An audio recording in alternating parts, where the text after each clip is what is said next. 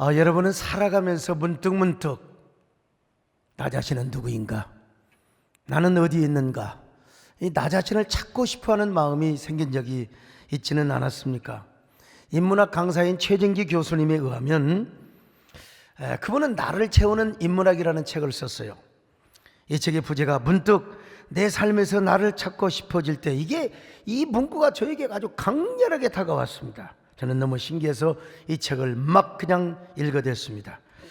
이 책을 보면 상처받은 당신에게 악수를 청합니다. 마음이 궁금하다면 멀리 그리고 더 가까이서 보라. 아름다운 것들이 우리에게 선사하는 위로의 빛깔, 사랑이 우리에게 남기고 간 것들, 음식이 당신에게 위안이 되어준다면, 다시 만날 수 있다면, 그리고 다시 만나고 싶은 이런 아름다운 내용의 글들이 있는데요, 이 책이 보면요, 좋은 의사는 어떤 사람인가, 이런 글도 소개되어 있습니다. 요즘 저는 좋은 의사 하면 우리 의료전도사님이신 이재훈 전사님이 이렇게 떠오릅니다만은, 저자는 정말 훌륭한 의사란 환자를 치료해주고 처방만 잘해주는 의사가 좋은 의사가 아니라는 것입니다. 왜 병이 생겼는가 문진을 잘해줘야 된다는 것이죠. 의사 선생님이 다분히 처방만 잘해주고 병만 고친다고 해서 좋은 의사가 아니라는 것입니다. 환자가 어떻게 삶을 살아왔는가, 또 어떻게 건강하게 살아가는가의 그 길을 안내해주는 의사, 이 의사가 참 의사라는 거죠. 이런 관점에서 그는 인문학을 통해서 자신의 삶 속에서 우리 자신을 어떻게 발견하고 살아갈 것인가, 이런 얘기를 계속해서 해줍니다. 일본의 시바타 도요라는 시인이라는 그 할머니 시인이 있었습니다. 이분의 인생은 참으로 굉장히 기구하였죠. 20대 결혼해서 이혼을 당하는 아픔을 갖게 되고요, 또 10살 무렵에 기울어서 가세가 기울어 가지고 이제 초등학교만 졸업하고 더부살이를 해야 했습니다. 그러다가 이제 33살이 먹어서 이제 다정한 요리사 남편을 만나서 그런 대로 삽니다. 외아들도 낳고요, 재봉틀 일을 하면서 열심히 근근히 아주 행복하게 살아갑니다. 그런데 또 그 다정한 남편마저 사별을 해버리고 말아요. 20년 동안 홀로 고독하고 우울한 삶을 살았습니다. 우울증 환자가 되었어요. 그러다가 나이가 90이 되었습니다. 외아들의 권유로 어머니 글을 한번 써보세요. 여러분, 치매 안 걸리려면 글을 써야 됩니다. 특별히 에세이. 저는 치매 걸리기 다 왜냐면 목회하는 동안에 제가 매주 글을 써야 되거든요. 글 쓰는 사람은 치매가 안 온대요. 그러다가 이제 그가 시를 썼습니다. 아들의 권유를 받고요.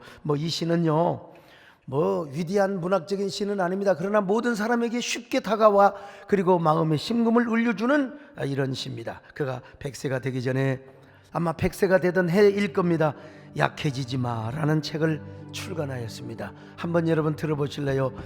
있잖아, 불행하다고 한숨 짓지 마. 햇살과 산들바람은 한쪽 편만 들지 않아. 꿈은 평등하게 꿀 수 있는 거야. 나도 괴로운 일 많았지만 살아있어 좋았어. 너도 약해지지 마. 이렇게 간단해요. 그런데도 여러분 와닿지 않습니까? 바람과 햇살과 나라는 시도 있습니다. 바람이 유리문을 두드려 문을 열어주었지. 그랬더니 햇살까지 따라와서 셋이서 수다를 다 떠네. 이거 완전히 우리나라의 나태주 시인과 같은 모습이지 않습니까?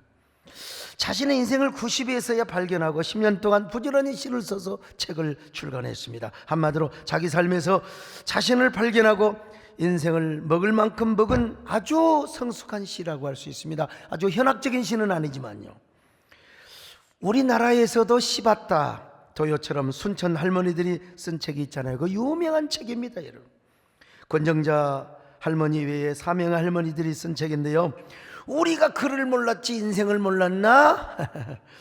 이분들의 나이 보통 8, 90대신 할머니들이 글을 썼는데요, 인생 늙음하게 까막눈의 할머니들이 글을 배우고 그림을 배워서 마침내 이제 시화전을 냈습니다. 이 책을 보면 이런 얘기들이 나옵니다. 일본군에게 끌려가서 돌아오지 못한 친구 이야기, 전쟁 중 피난 가다가 죽은 동생을 업고 온종일 걸어갔던 이야기, 구멍난 양말 사이로 보이는 엄지발가락이 너무나 멋져 보여서 결혼을 했던 이야기. 멋있잖아요. 재밌잖아요.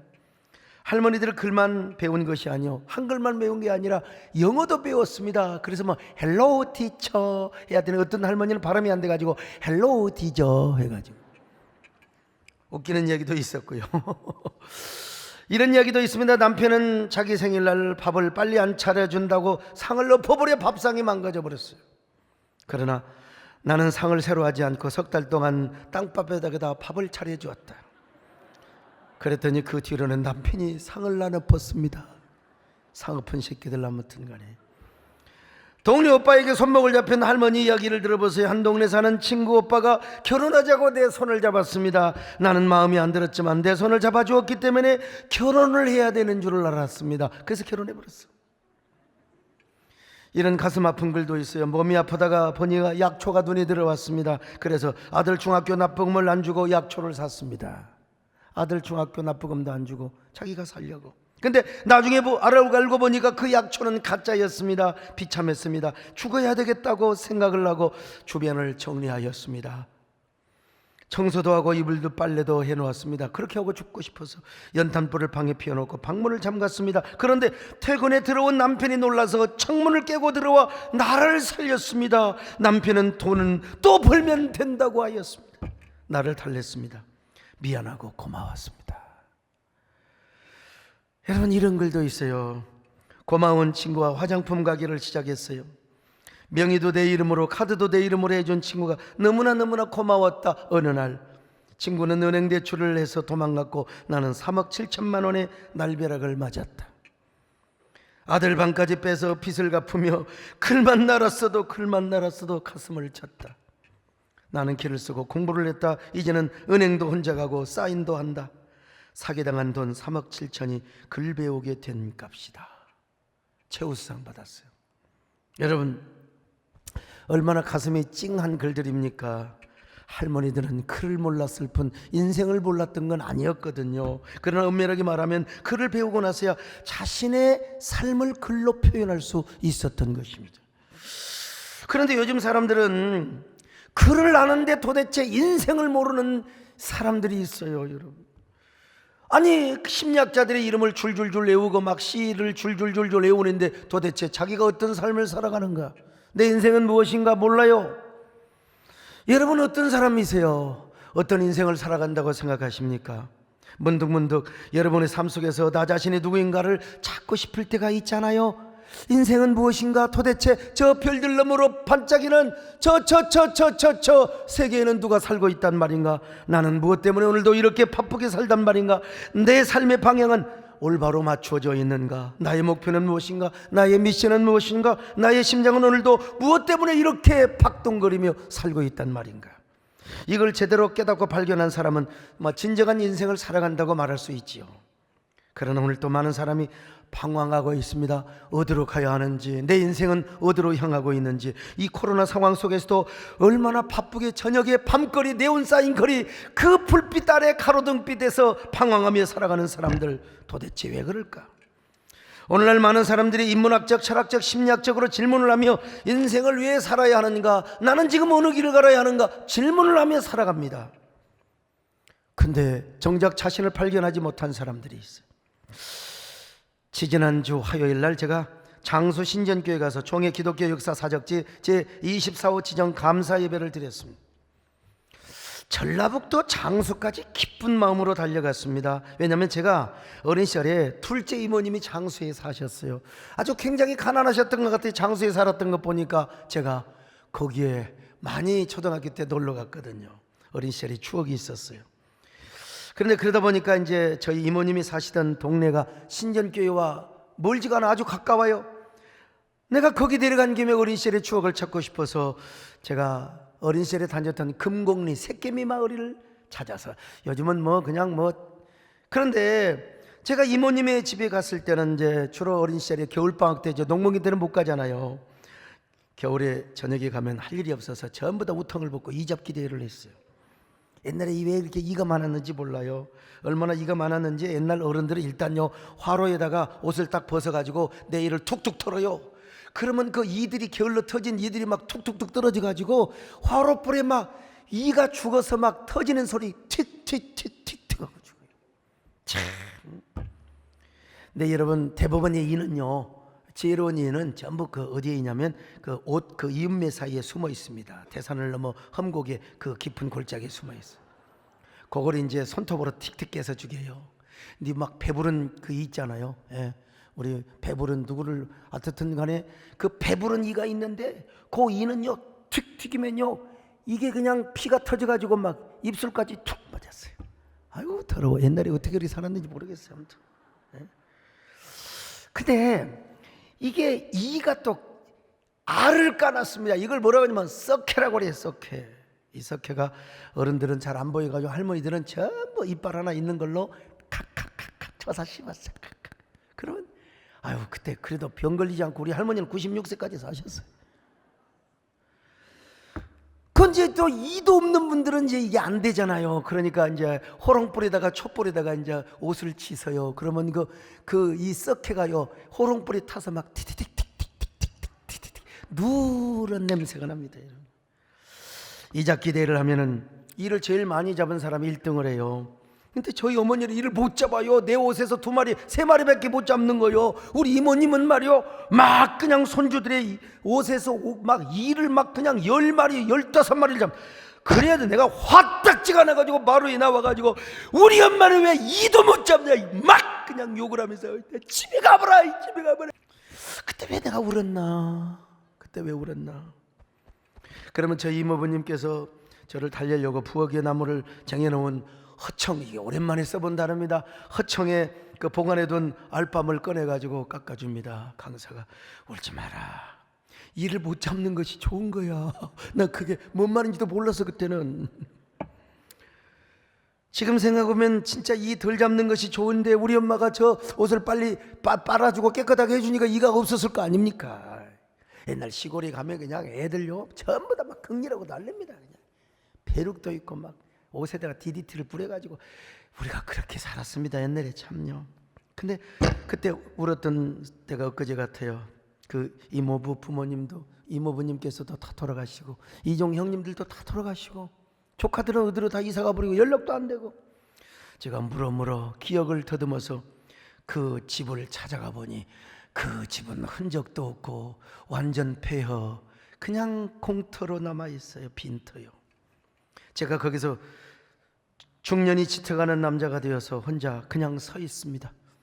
야, 세월이 이렇게 빠르구나. 근데 제 안에 그때 마루에 앉아서 울었던 그 울음소리, 어린아이 울음소리가 내 가슴 속에 들리는 것 같아요. 저는 생각해 봤어요. 나는 왜 그때 울었나?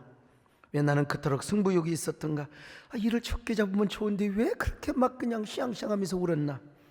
물론 어릴 때부터 있었던 그 승부욕의 근성이 제가 나름대로 목회 신화를 이루었고 그리고 공적 사역에 쓰임 받아왔으며 앞으로도 계속해서 연합사역을 계속해 나갈 것입니다. 그러나 또다시 생각해 보니까 하나님의 일을 하다가 보면은 승부욕도 내려놔야 할 때가 있습니다. 앞장서서 일을 하다 보면은 별걸 다 비판을 받습니다. 여러분, 아니 무슨 부활절 연합회 때 대통령 축사를 받았다고 저한테 빨갱이라고 하면 어떻게 되는 겁니까? 어떻게 살아가는 거예요 여러분 도대체가. 그래도 소 닭 보듯이 참고 인내하며 포용해야지요. 다 나름대로 나라 사랑해서 저 생각에서 또 그런 거 아닙니까? 그런 생각을 하면서 저는 중년 남자가 아니라 목사로 돌아와서 제가 한번 다시 저 자신을 바라본 것입니다.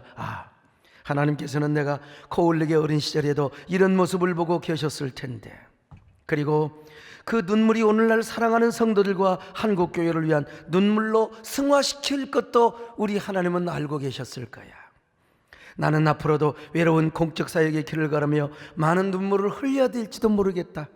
그 눈물을 흘릴 때마다 여기서 흘렸던 그 코올리기의 눈물도 내가 기억하며 살아가자, 생각하며 살아가자. 그러면서 저는 그 자리에서 저의 어린 시절과 오늘의 저를 다시 찾고 발견하고 만날 수가 있었습니다. 야, 이런 놈이 목사가 되어서, 그것도 총회장이 되어서, 한교청 대표회장이 되어서 참 하나님의 은혜가 크다. 여러분, 살아가면서 문득 나 자신을 찾고 싶을 때가 있지 않습니까? 오늘날 많은 사람들이 먼지만 일으키며 바쁘게 살아가지만 그래도 여러분, 내 속에 있는 나, 아니면 내 현장의 삶 속에서 나는 누구인가, 나는 어떤 삶을 살아가는가, 나는 어디로 가는가, 나를 찾고 싶을 때가 있어요. 오늘 본문에서도 예수님을 만나기 위해서 헬라에서 찾아온 몇 명의 유대인들이 있었습니다. 자, 요한복음 12장 20절로 21절을 봅니다. 시작. 명절에 예배하러 올라오는 사람 중에 헬라인 몇이 있는데 그들이 갈릴리 베스다 사람 빌립에게 가서 청하여 이르되 선생이여 우리가 예수를 배우고자 하나이다 하니. 자, 여러분, 헬라에서 왔다. 분명히 헬라 철학에 물을 먹은 사람들입니다. 그 옛날 누나들이 말이죠, 어쩌다가 저 서울에 한 1년 있다가 오면은 말씨도 달라지고 피부도 달라져요. 예, 강사가 직관이 어디니? 하고 1년만 살다 와도 서울물을 먹은 사람들이요. 근데 아예 그냥 헬라에서 산 유대인들이 헬라 철학에 영향을 받은 사람이란 말이요.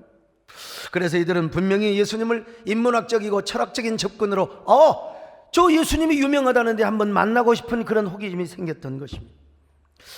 그들이 예수님을 만나기 위해서 누구에게 선을 넣은 줄 아세요? 빌립에게 넣었어요. 빌립은 실증주의자입니다. 아주 계산적인 사람입니다. 유유상종이라는 말이 있잖아요. 저 신갈에 사는 사람이 어떻게 야탑에 사는 사람, 구성남 사람하고 어떻게 연결이 돼가지고 막 불평을 하고 냉면을 먹고, 이게 유유상종이에요. 철학적이고 인문학적인 사람이니까 예수님을 만나려고 선을 넣었는데 누구를 잡았느냐? 빌립을 잡았다는 겁니다. 자, 빌립이 안드레와 함께 예수님에게 보고해 헬라에서 온 사람들이 예수님을 만나고자 합니다. 예수님이 그들에게 뭐라고 말한 줄 아세요? 한마디입니다. 인자의 영광을 얻을 때가 가까웠도다. 22절로 23절입니다. 시작. 빌립이 안드레에게 가서 말하고 안드레와 빌립이 예수께 가서 여쭈니 예수께서 대답하여 이르시되 인자가 영광을 얻을 때가 왔도다. 그렇습니다. 무슨 말입니까? 인문학적으로 예수님을 접근하고 철학적으로 탐색하려고 하는 사람들한테 예수님의 십자가 사건을 지금 예고해 주는 것입니다. 자신은 인문학을 가르쳐주고 철학을 가르쳐주기 위하여 이 땅에 오신 분이 아니라는 거요. 십자가에 죽기 위하여 하나님의 미랄이 되기 위하여 하나님의 미랄로 땅에 썩어 죽는 메시아가 되기 위하여 이 땅에 오셨다는 것입니다. 24절입니다. 시작. 내가 진실로 진실로 너희에게 이르노니 하늘의 밀이 땅에 떨어져 죽지 아니하면 하늘 그대로 있고 죽으면 많은 열매를 맺느니라. 그렇습니다. 여러분, 우리 예수님의 하나님의 미랄이 되어 십자가에서 죽어 썩었기 때문에 여러분 수많은 사람을 구원했지 않습니까? 다시 말하면 자신의 십자가에 죽으셔야 하나님이 선택한 백성들을 모두 살리고 구원할 수 있다는 겁니다. 예수님의 정체성, 자신이 어떻게 죽어야 할 것인가를 미리서 얘기해 주신 거예요. 사람의 영혼을 구원하는 것은 인문학적으로 되는 것이 아니라 철학적으로 되는 것이 아니라는 것입니다, 여러분. 그래서 우리가 죄가 용서를 받고 죽음의 문제가 해결되는 것은 여러분 어디에도 없어요. 공자님의 논언을 봐도 주에게 봐도 이런 말씀이 없습니다. 석가모니의 어떤 경을 봐도 이런 말이 없습니다. 오직 이 복음은 죄를 용서받고 우리의 죽음의 문제가 해결받는, 이거는 내가 보니까 성경밖에 없어요. 성경밖에 없어요. 여러분, 예수 그리스도의 십자가의 죽음으로 인간의 죄와 죽음의 문제가 해결되는 것 아닙니까? 이 사실을 믿으시면 마음으로 아멘하시기를 바랍니다. 크게 아멘하실 필요 없어요, 여러분요. 그래서 우리가 여러 번 노래하지 않습니까? 예수님의 보혈의 능력을 노래합니다. 여러분, 나의 죄를 씻기 예수의 다시 성케 하네. 예수의 피밖에 없네. 예수의 흘린 피 나를 지게 하고 귀하고 지하라. 예수의 피. 제가 이 복음을 몰랐으면 왜 목사가 됐겠습니까? 내가 목사요. 근데 바로 예수님이 이 영광을 얻을 때가 가까웠다는 거예요. 이 영광을 얻을 때가, 십자가에 죽을 때가 가까웠다는 것입니다. 그러면 예수님은 오늘 본문에서 왜 이런 대답을 하셨을까요? 그들은 예수님을 철학적인 그리고 또 인문학적인 이런 관점에서 예수님을 만나려고 했거든요. 그러나 예수님께서는 그들에게 자신의 십자가의 죽음을 말씀하고 있어요. 예수님은 지금 이런 말씀을 하고 있는 거예요. 그 헬라에서 온 유대인들을 향하여. 나는 헬라 철학이나 인문학을 가르치려고 온 사람이 아니야. 나는 이 땅에 참된 메시아로 왔나니 그러므로 나를 만나려면 그런 의식을 가지고 와서는 안 되느니 나는 하나님의 미랄로 십자가에 죽기 위해 온 하나님의 아들이요 메시아란 말이다. 바로 이런 나를 만나야, 이런 나 예수를 만나야 너희들도 자신이 누구인가를 알게 될 것이고, 진리가 무엇인가를 알게 될 것이다. 이런 얘기를 하고 있는 겁니다. 지금 오늘날도 마찬가지입니다. 우리가 어떻게 죄 용서함을 받고 구원을 받으며 어떻게 하나님의 자녀로 살아갈 것인가에 대한 질문, 여러분 인문학에서도 대답하지 못해요. 철학에서도 대답하지 못해요. 공자님도 누구도 대답을 해주지 못했어요. 최정기 교수가 말한 것처럼 어느 한 부분에서 인간은 탐구의 욕구가 있습니다. 지적인 욕망이 있어요. 그러다 보니까 철학에 대해서 인문학에 대해서 알고 싶고 인생은 무엇인가 알고 싶어. 근데 그 부분을 인문학의 어느 선에서 어느 선까지는 채워줄 수 있다고 봅니다. 그 지적인 욕구, 철학적인 욕구, 문학적인 여러 가지 이런 것들을 어느 선에서는 채워줄 수 있어요. 그러나 인생의 근본적인 문제, 생로병사, 사람이 왜 죽고 사람이 왜 죄를 짓고 이 죄를 어떻게 용서받고 우리가 어떻게 천국 가는가, 이거는 안 돼요. 이거는 오직 예수님의 복음, 언제나 여러분 성경에서만 이 답이 있다는 사실을 아셔야 됩니다. 그러니까 인문학이나 철학이나 심리학에서는 진정으로 나 자신을 발견할 수가 없어요. 내가 누구인지를 잘 몰라요. 진정으로 나 자신을 발견하고 찾는 길은 오직 예수 그리스도 안에만 있음을 믿으시기를 바랍니다. 여러분 언제나 우리는 예수 그리스도를 만나야 돼요. 예수님이 누굽니까? 여러분 예수님이 누구예요? 예수님은 누구신가? 죽은 자의 죽은 자의 생명, 죄인들의 주와 멸망자의 얼마나 귀한 노래. 다시 한번 합시다 여러분요.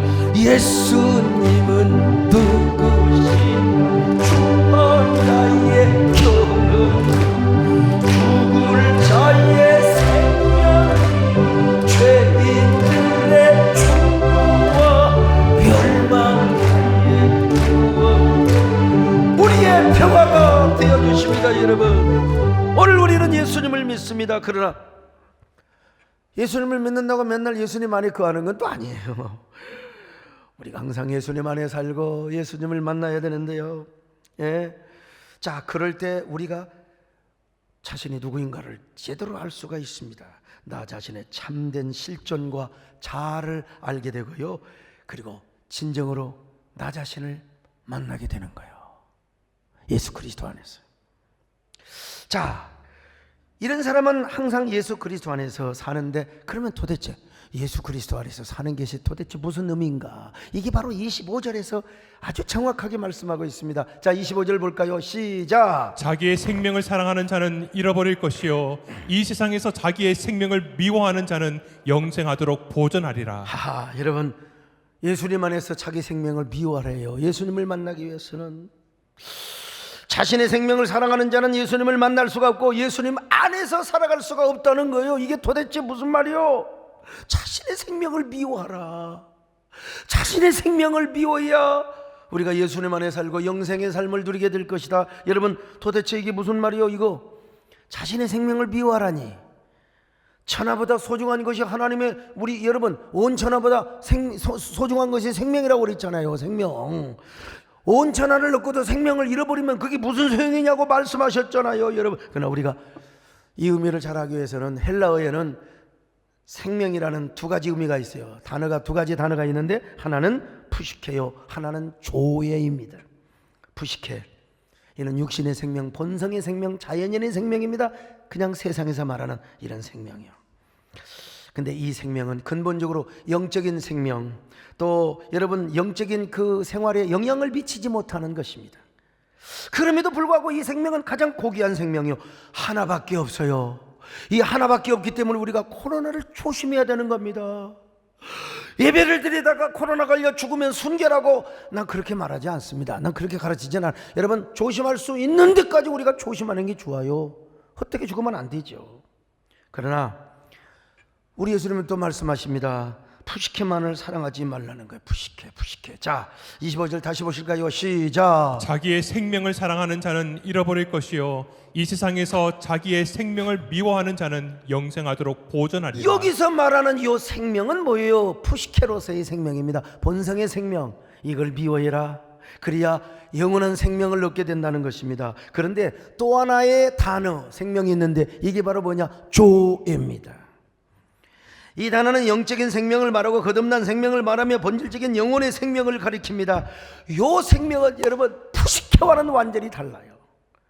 새로 태어난 생명이요, 거듭난 생명이요, 영혼의 생명이요, 영생의 생명입니다. 이 생명은 주님이 없이는 살아갈 수 없는, 주님만을 그리워하며 목마르게 애타게 사모하는 생명입니다. 이 생명을 요한복음 12장 25절에서 어떻게 표현했는가 한번 보실까요? 자, 같이 읽습니다. 시작. 자기의 생명을 미워하는 자는 영생하도록 보존하리라. 여기 영생하도록 이란 말이 에이스조엔 아이오니온이란 말입니다. 이 말씀이 무슨 말이냐? 영원한 생명을 위하여란 말인데요, 여기서 바로 이 생명이 조예란 말로 기록이 되었어요. 이 조예가 영적인 생명이고 근원적인 생명이며 거듭난 생명입니다. 하나님이 없으면 살아갈 수가 없는 생명이에요. 자, 그러면 25절의 말씀이 무슨 말이냐? 푸시케를 버리고 조예를 얻으란 말입니다. 자기 푸시케를 사랑하는 자는 잃어버릴 것이요, 자기 푸시케를 미워하는 자가 진정한 생명, 그리스도 안에서 영원한 생명, 조예를 얻게 될 것이라 이 말입니다. 자, 이 말은 마태복음 16장 24절의 말씀과도 연관이 되는 말씀입니다. 자기를 부인하는 거죠. 자, 마태복음 16장 24절 시작. 이에 예수께서 제자들에게 이르시되 누구든지 나를 따라오려거든 자기를 부인하고 자기 십자가를 지고 나를 따를 것이니라. 여러분, 나 자신을 부인하는 겁니다. 이놈의 육신의 정욕, 푸시케에 기반한 요 정욕들 말이죠. 이걸 부인하고 그리고 십자가를 지고 주님을 따라가는 사람은 내가 누구인가를 알아요.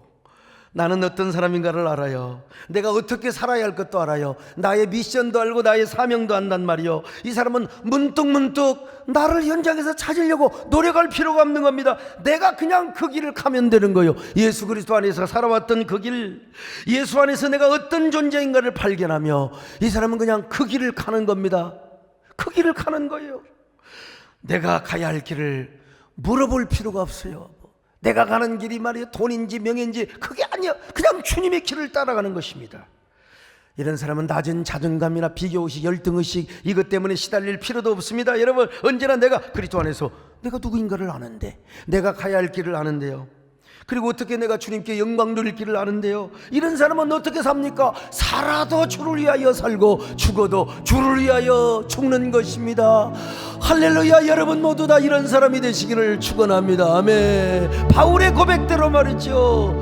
이제 내가 살아도 주 위에 살고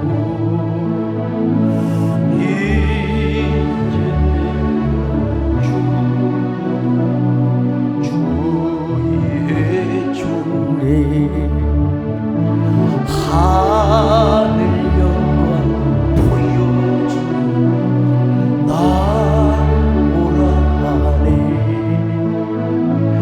할렐루야 찬송하며 주께 가니. 그러므로 나는 선한 주님의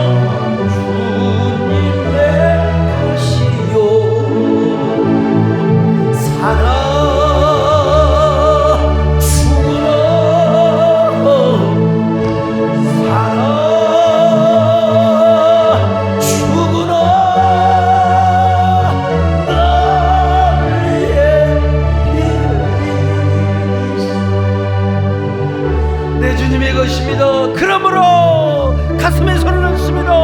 그러므로 살아주는 주님의 것이요 이 사나 죽으나 살아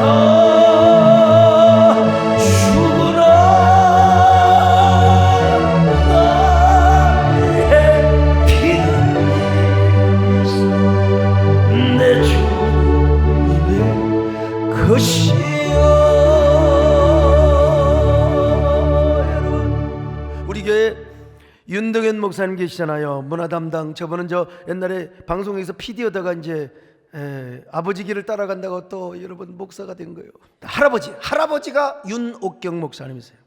일제시대 때 신사참배를 반대하시다가 옥고를 치르셨고, 그 이후에도 민족혼을 일으키는 약을 가르치시다가 여러 번 옥고를 치르셨어요. 훌륭하신 분. 그러다가 이북에서 이제 공산당이 점령을 해버렸잖아요. 그래서 결국 공산당에 순교를 당하셨어요. 6.25 전쟁이 일어나자 감옥에 갇혀있는 그 감옥을 그냥 그대로 폭탄으로 폭파해갖고 완전히 뼈도 못 추리고 그냥 그렇게 돌아가셨어요. 근데 그의 아들 윤인수가 윤동현 목사님의 아버님이신데요, 12살 나이에 아버지가 하도 보고 싶어서, 감옥에 갇힌 아버지가 하도 보고 싶어서 감옥을 찾아갔는데, 이 공산당 아새끼들이 말이요, 이놈도 목사 아들이니까 이놈도 틀림없이 목사 될 거 아닌가? 얼마나 패버렸는지 그냥 완전히 거반, 거의 죽음이 됐어요. 얼마나 얼굴에다 주먹질해 가지고 시신경이 파손이 되어서 봉사가 됐어요. 맹인 시각장애인이 되셨어요. 그래서 윤인수 아들은 시각장애인이 되어서 이제 남으로 6.25 전쟁 때 1.45 때 피난을 합니다. 얼마나 효자였던지, 어머니가 지치니까 어머니를 업고 남쪽으로. 아니 봉사래도 어머니를 업어요. 어머니 아프니까 어디로 가라고, 이리 가라 저리 가라 어머니가 이야기할 수 있잖아요. 그리고 인천에 정착을 하셨습니다. 그때까지만 해도 아들 윤인수는 아직 자기가 누구인지를 몰랐어. 그의 마음에는 자신의 삶을 한탄하며 하나님을 원망하는 마음만 가득했습니다. 그래도 살기 위해서, 너무 어머님을 모시기 위해서 바깥에 가서 부지런히 일을 합니다. 구두를 닦고 아무것도 보이지 않는 사람이 껌파리를 하면서 개처럼 돈을 벌었습니다. 그리고 그 돈을, 소중한 돈을 모아 어머니에게 갖다 바쳤어요. 어머니가 물어봅니다. 인수야, 너 이 돈 하나님께 11조를 드렸느냐? 그때 윤인수가 뭐라고 한 줄 아세요? 어머니, 내가 어떻게 번 돈인데 이 돈을 11조를 한단 말입니까? 어머니, 내가 이 돈을 어떻게 번 줄 아세요? 얼마나 많은 사람들에게 침뱉음을 당하고 무시를 당하고 발길로 걷어차임을 당하고 내가 개무시를 당하여 돈을 벌었는데 어떻게 이 돈을 하나님께 11조를 드린단 말입니까? 맞는 말이죠. 그 사람 입장에서는. 그렇게 하나님을 잘 섬기던 아버지는 왜 순교를 당해야 했으며, 아버지를 만나고 싶어서, 아버지 보고 싶어서 감옥에 찾아갔던 왜 나는 왜 이렇게 맹인이 되어 있으며, 어머니는 왜 이렇게 몸이 아파서 이렇게 했냐 이 말이요. 도대체 우리 하나님이 우리 가정에 뭘 도와주셨다고? 우리 하나님이, 우리 아버지, 우리 어머니, 나에게 하나님이 도대체 무슨 도움을 도와주셨다고 하나님께 11조를 한단 말입니까? 그러자 어머니는 윤인수가 벌어온 돈을 그냥 그 자리에서 던져버렸어요. 이 자식. 앞에 몇 장 떨어진 돈을 쫙쫙 찢어버렸어요. 그리고 이렇게 말합니다. 인수야 이놈아, 그래 네 말대로 우리가 하나님 섬기다가 재산도 잃고 건강도 잃고 너는 눈까지 멀었다. 아버지도 하나님 때문에 그렇게 일찍 순교를 하고, 그러나 이놈아, 우리가 돈 잃고 재산 잃고 건강까지 잃었다고 하나님까지 잃어서야 되겠느냐? 하나님까지 빼앗겨서야 되겠느냐 이놈아? 하나님 섬기는 신앙까지 내가 빼앗겨서 우리가 되겠느냐 이놈아? 우리가 돈 잃고 재산 잃고 건강 잃고 눈은 멀었어도 하나님은 우리가 찾아야 되지 않겠느냐? 하나님을 섬기는 신앙이 우리 가문의 기업이고 보배고 재산인데, 인수야, 우리 다시 하나님을 찾자. 우리 하나님을 섬기자. 우리 하나님을 사랑하자. 그리고 이 돈 가지고 11조부터 해라. 하나님 섬기는 것이 우리의 재산이고 우리의 기업이 아니겠느냐? 참 대단한 어머니죠. 대단한 어머니요, 대단한 어머니죠. 나의 영원하신 생명보다 귀한 나의 갈 길 가도록 나와 도와소서. 주께로 가까이, 주께로 가오니 나의 갈 길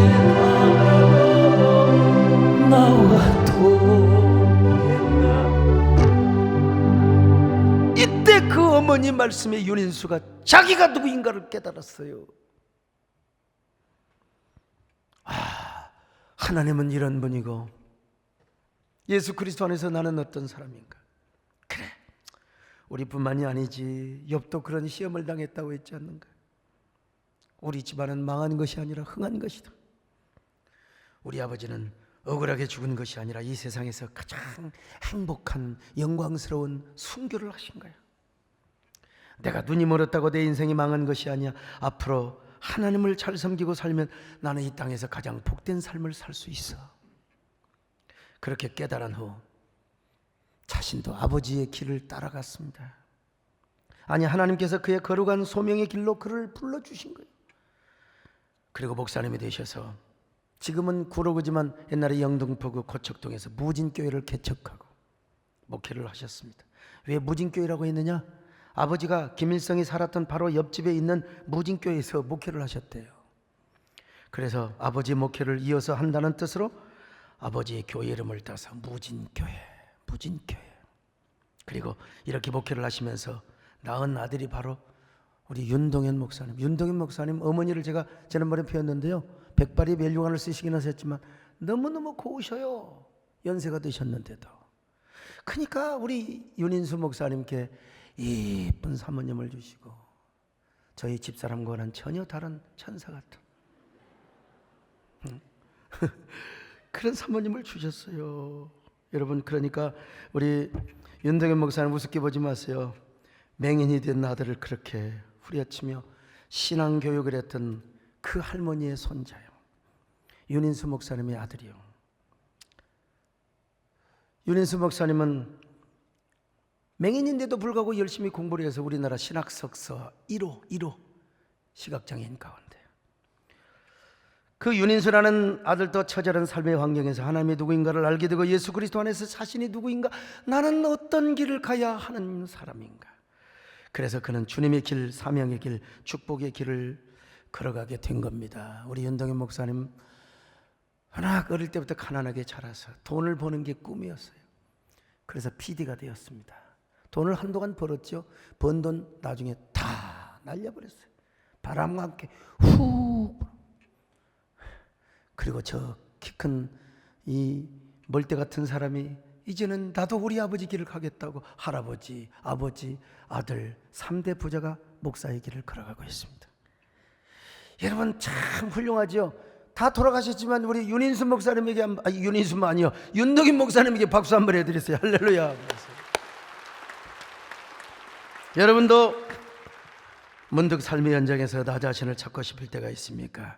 여러분, 코로나 상황에서 가장 좋은 때입니다. 적기입니다. 잘 나갈 때는 내가 누군지도 몰라요. 코로나 상황에서 풀리지 않고 어려울 때, 주님 앞에서 하나님이 어떤 분인가, 그리스도는 어떤 분인가, 나는 그 안에서 어떤 삶을 살아가고 있고 앞으로 어떻게 살아가야 할 것인가.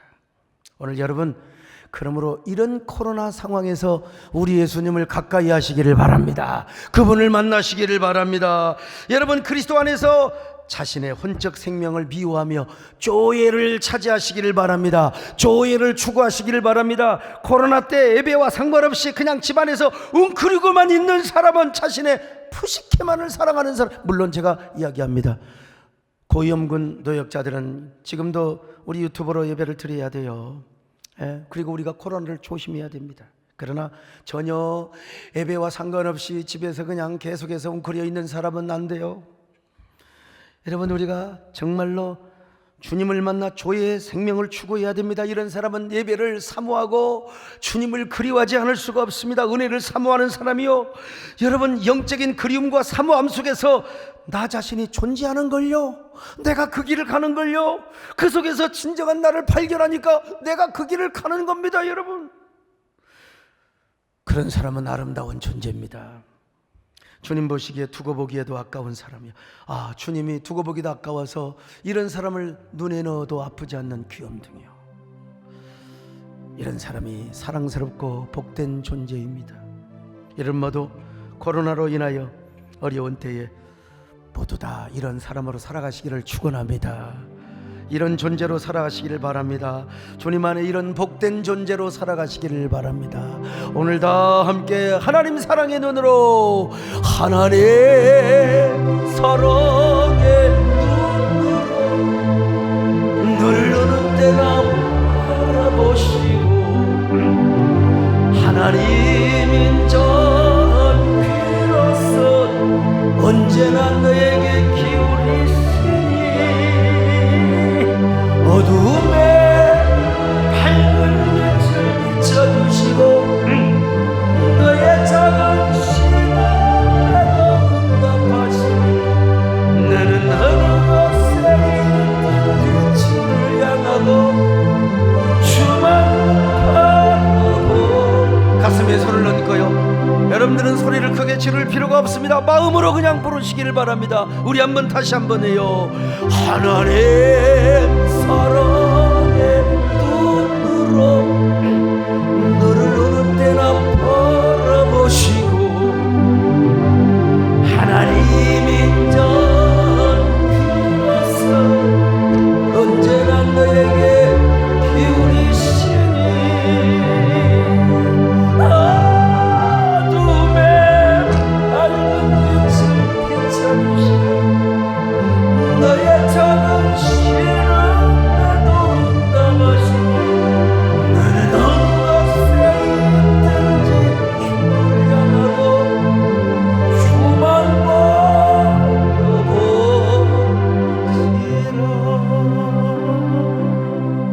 하나님, 정말 나는 주 안에서 살아가는 사람입니까? 코로나를 더 두려워합니까? 우리는 주님을 더 두려워합니까?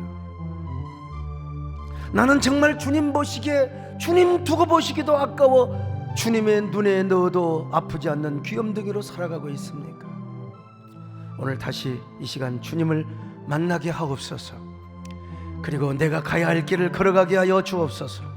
주 안에서 참된 자아가 가장 행복하고 복되고 눈부신 삶을 살아가는 저희들이 되게 하여 주시옵소서. 함께 여러분 한 1분 동안 마음속으로 묵상하는 기도를 드리겠습니다.